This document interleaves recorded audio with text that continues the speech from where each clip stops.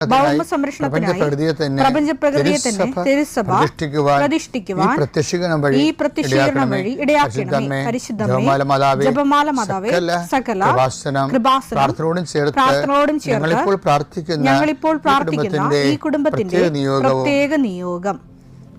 പറ മക്കളെ.